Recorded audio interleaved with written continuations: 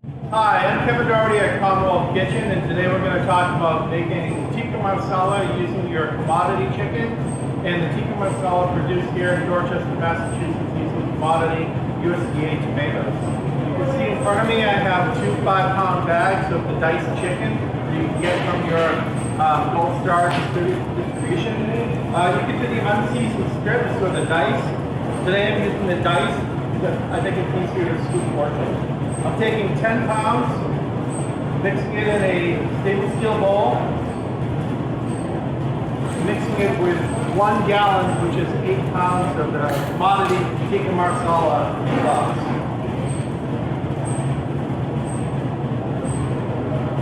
You can see that's your diced chicken. And I'm going to just add a gallon of this Tikka Masala sauce from our member company here, Meal Mantra. They make authentic tandoori Indian simmer sauces.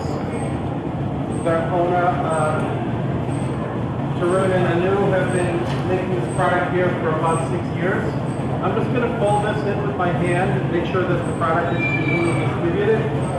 So our total weight for this product right now is about 18 pounds. You've got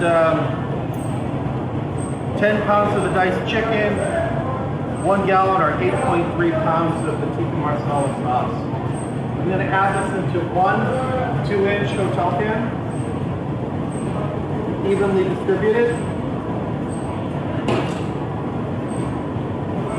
You can see that it's snug, but it makes a full pan.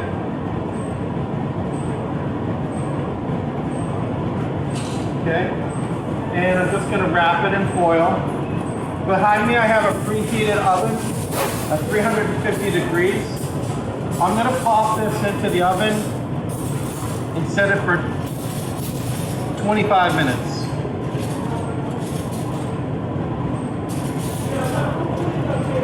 It's fully cooked chicken, but we still want to reach a safe internal temperature of 165 degrees.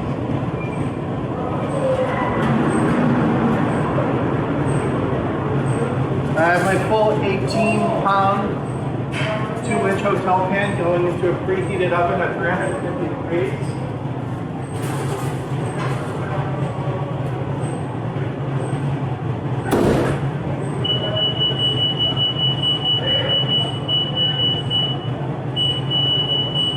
I'm setting it, and 25 minutes later we'll have lunch. Thank you. Another great product that you can make with your commodity USDA Tikka Masala also uses another commodity product. I have here my standard garbanzo beans in a 10 can. The drained weight of these cans is about 6.6 pounds. I'm adding 2 of them to my stainless steel bowl.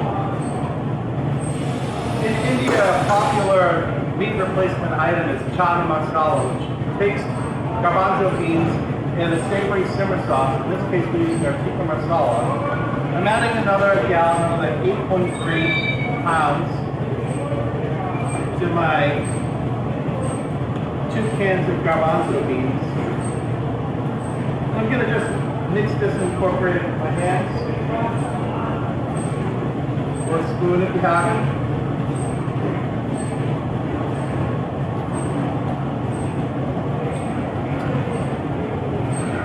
And this is something that would be used either for a meat replacement, but also you're getting your creditable cup of red or orange vegetables, and you're using your commodity garbanzo beans and also getting a cup of credit for delivery.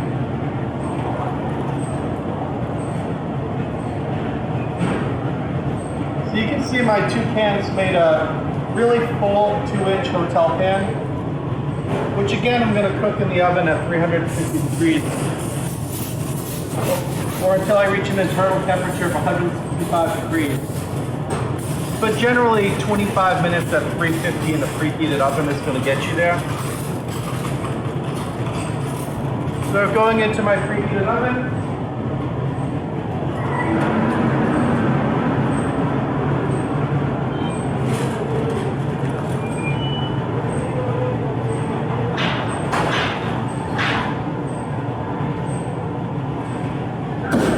already been preset, and we'll see that hotel pan in about 25 minutes. Thank you.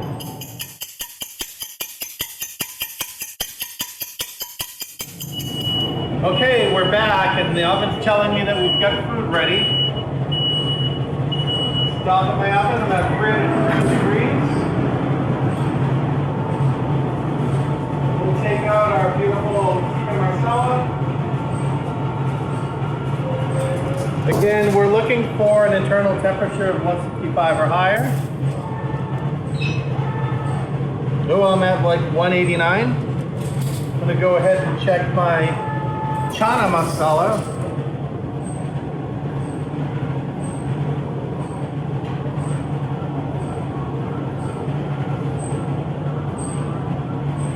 Looking for an internal temperature again, 165 or higher. We've got 166.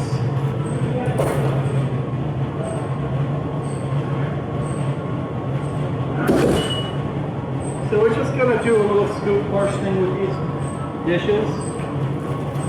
I've got, ooh, look at that. I've got a standard 4-ounce scoop, fluid ounces. We'll do a level portion of rice. Get a 4-ounce scoop over here for my parboiled white rice. And you can see for my Chana Masala, I'm going to go first. Here, very soupy, nice stew, great flavor. Got one level scoop here.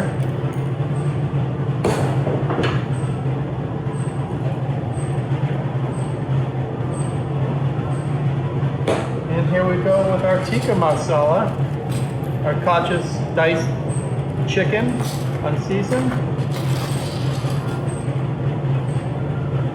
So we're going to go for the crediting of 3 ounces of diced chicken with that Tikka Masala sauce. A nice level scoop here.